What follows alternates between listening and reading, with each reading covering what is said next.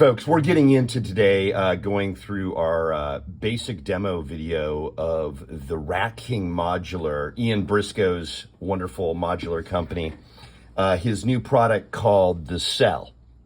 And I've been doing some demos about this product, but it's a really cool product. We're excited to be part of launching it and doing the kits and the product fulfillment and all that for this project. But what it is it's sort of like a single voice mono synth that's either in a console version, which you're seeing right here, or of course it also works in your Eurorack system as well. And we've got different panels for that are very similar looking, but of course they're set up to go into your Eurorack modular system. If you have a console version, you plug in a pretty basic 9-volt center positive, as you can see here, wall wart, or you can hook it up to the Synthetech power pack or various things if you want to have this be something that is outside your again a console version.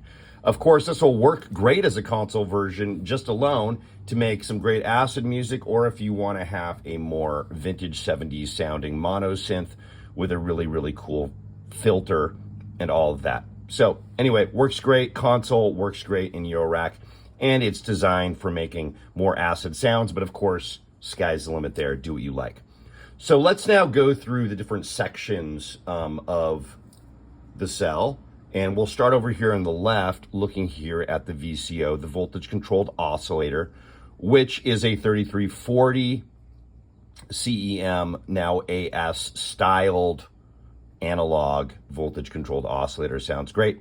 And over here, as you can see, has the 1 volt per octave input with your controls here for tuning them. Pretty easy. We're going to have a tuning guide online, so that's going to be very simple. Then it has a sync input. It's got linear FM input, exponential CV with attenuation on the control knob here. And the tune knob here is more of a fine control over the VCO frequency. The frequency is a coarse control, and this control knob here, like I mentioned, is attenuation of the CV input here. So you can do a lot of fun stuff. Something unique about this also is this VCO is it has a shape control. All the way counterclockwise is going to be square wave. All the way counterclockwise is going to be a sawtooth, and in the middle it's kind of a morph. And what's fun is it does have a CV control input there that can adjust the shape. So pretty fun.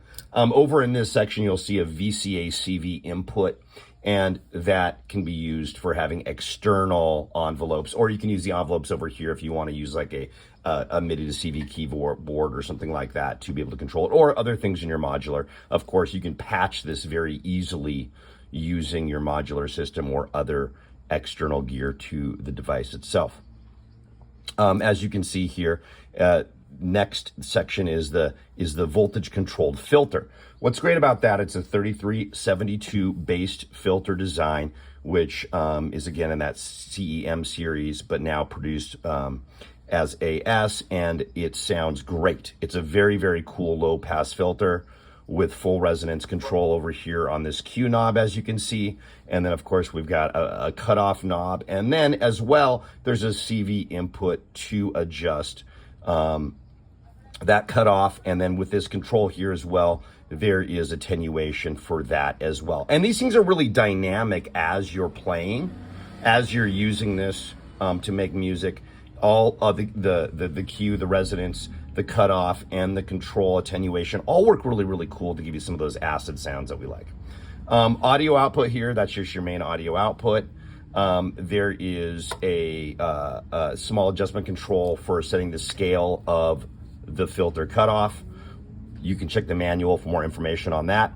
There is a voltage controlled envelope. That voltage controlled envelope here is our main envelope that we're setting up for the amplitude dynamics, and the EG over here, which we'll get into in a second, is normalized to control the cutoff frequency of the filter. So the VCE, as we'll go into here, we'll see what's on here. There's an envelope generator out. And one thing you'll see on these jacks, which is really cool, is that if it's got a larger gold ring around it, we know it's an output. It's intended to be an output. And if it doesn't have that, it's intended to be an input. So kind of keeps it simple as you're going through there. There's an envelope generation output. There is an end of cycle output. You also have there's an onset control, which is your attack phase. There is a CV control for that. There is this is a attack release, of course, or a attack decay, and that duration is your decay. And then there is a decay or duration CV input. There is also a gate input, of course, which is going to stay open as long as your signal is high. Trigger, of course, is only going to affect the envelope on the rise. Basic, and you can use this with an external control if you want. You can, of course, use an external envelope, but if you have a CV that has its own gate or trigger or whatever the case is, you can put those in. As we go to the envelope generator over here, like I said, this is another, can be an independently used envelope generator. And that envelope generator can be used, like I said, with external gear, but it is normalized with the internal clock. And we'll get into that in a second. There's an internal clock and a 16-step or 8-step repeating random sequencer built in.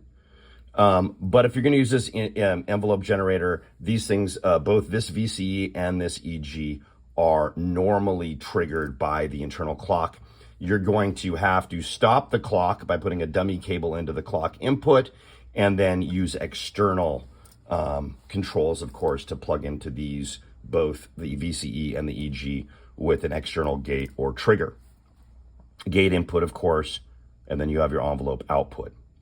What's great about this is a built-in clock, has a built-in random sequencer, like I said. And when there's 3 modes to it. If you have it in R mode, it's going to be completely random. The voltage is going to be changing. 16 is going to grab the last 16 steps of where we were, and it's going to repeat that. Same thing for 8. It's going to repeat the last 8 and go from there if you want to use this for an internal random sequencer, which is really cool. Works great for acid music. The clock input works with other clocks, can be whatever you have, of course, as a clock. Drum machine, I've been using it a lot with a Roland drum machine. Clock input does that. You need to keep your rate knob at noon, 12 o'clock, if you want to be using the clock in for it to function right. There's some other weird things if you move it around, but noon's about the right spot if you want to use that and not have anything internal affecting it.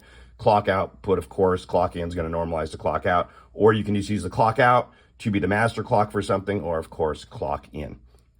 Zooming over here to random, you're always going to be having, as long as the clock is moving, you're going to have a random voltage output that you can use elsewhere in the system, or, as it's rocking, you can still grab that random, put it maybe into the shape or something like that for a little more dynamics. So that's the general overview of the system. Next, we're going to get into how to patch it or how to use it generally. Okay, the cell has a lot of pre-normaled kind of configurations. So if you don't have any patch cables and you don't want to get terribly deep into this thing, it works out really, really great as is with no patch cables. You can just hook it up to your drum machine, put your drum machine's clock into the clock input, or vice versa, take it out of the clock output here, and you're ready to make some great acid music. You don't need to do very much. So let's start off with how this thing generally works with no patch cables, and we're going to turn it up. The clock's going, so we're going to be hearing something.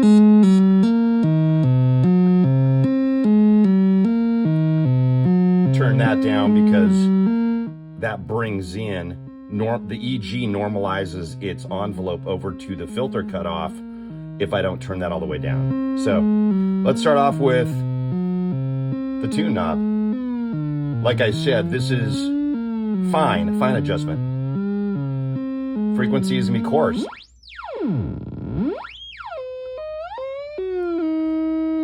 So if you want to turn off this affecting anything in the VCO, the random voltage out, you got to turn this control all the way down. Works great when you're using like a MIDI to CD keyboard and you don't want this adjusting it. So turn that up right. And of course, we can move the ray here.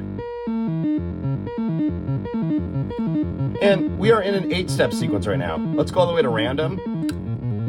and let's just do full random.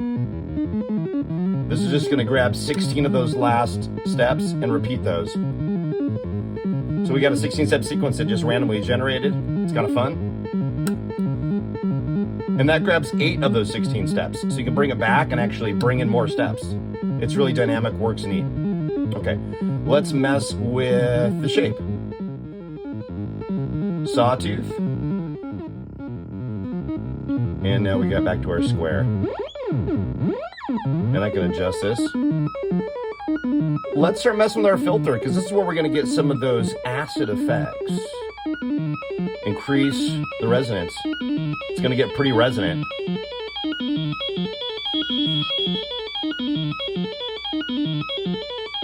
And let's adjust our cutoff now.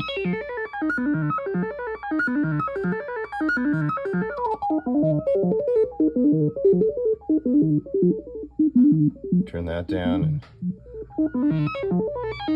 Okay, and then our control voltage is going to bring in that EG normalized to it. You can hear that?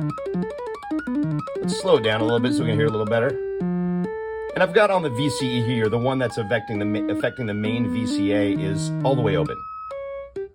Of course we can do that. Or we can have more of a ramp up on that. Okay, great. So let's bring that back open again. And you can hear that snapping in there, but let's adjust.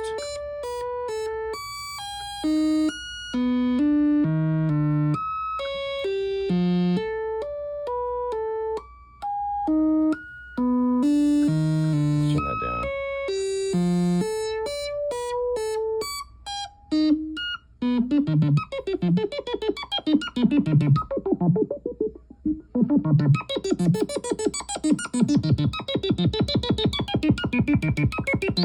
This is snapping it.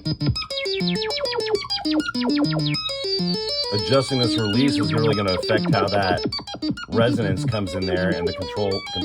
So this is all very dynamic together. Let's turn that down for a second.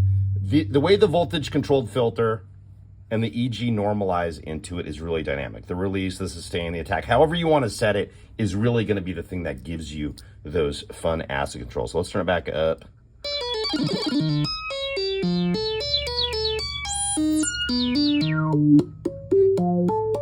It's pretty snappy, pretty fun. And we turn that down so it's not open as long.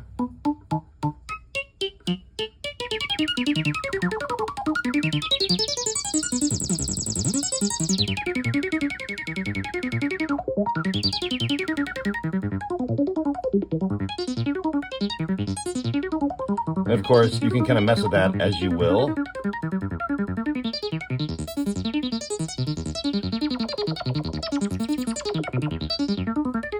I feel like to get those sounds we like dynamically, it might involve a little bit of moving of all these knobs.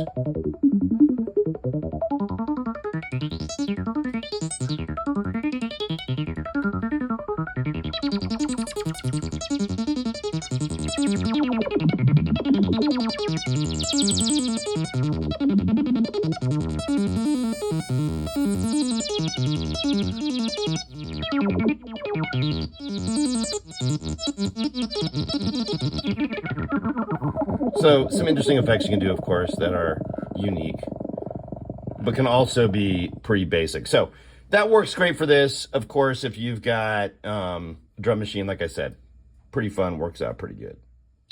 Okay, next, we may just want to use this cell as a great mono synth. So let's figure out how to do that properly. Let's turn up turn it down a little bit. Got it over to let's bring it to square real quick here. Of course, we can turn off that cutoff, whatever we need to do based upon these parameters. If we turn up the clock here, right, we notice that we are changing the pitch, but we don't want to do that. We want to use our MIDI to CV controlled keyboard, like a Q Nexus or something. So let's turn down the control here. We're not going to be now bringing any of that random voltage normaled into the VCO. You can still hear the envelope clicking in there because that hasn't been cut yet. So this is my 1 volt per octave patch. So now my keyboard can, I'm just doing this on my keyboard, you can't see it, but I'm just going through now. But of course we also want to affect the envelopes, right? So let's bring this, which is my gate of my out of my MIDI to CV. And this is of course still affecting, let's turn that down so this EG is not normalizing into the control here. And now we have, oh, like I said before, we got to stop that clock going into the VCE. So we got to put a dummy cable in here. But now I'm using my keyboard and I just have a basic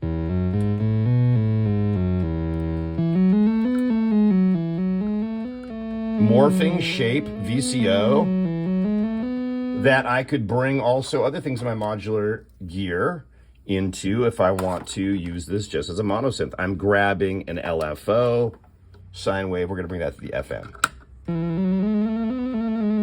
Great. Of course, we can bring it to linear CV too.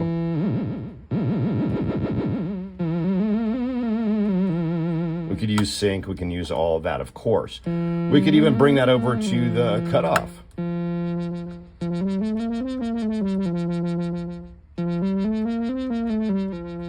We could also affect that LFO going into our shape.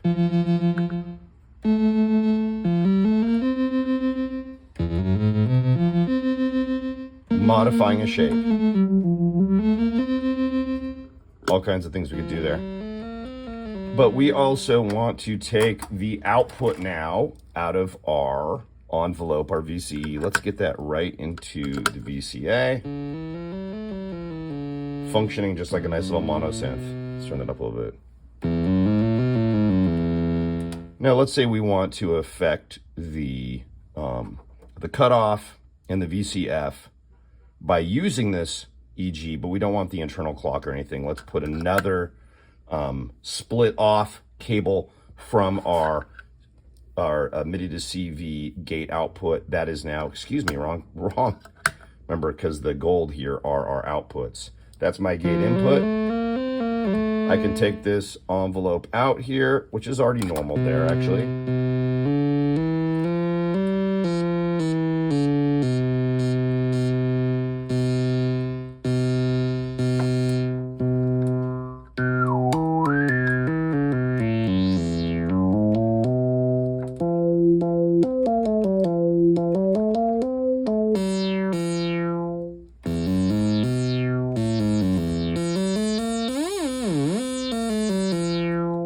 So we're using this envelope to control our voltage controlled filter.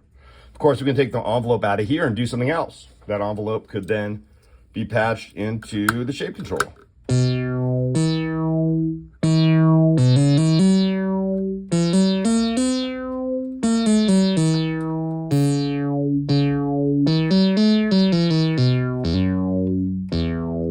And give us other effects. So lots of things we can do here if we want to patch this externally or of course internally.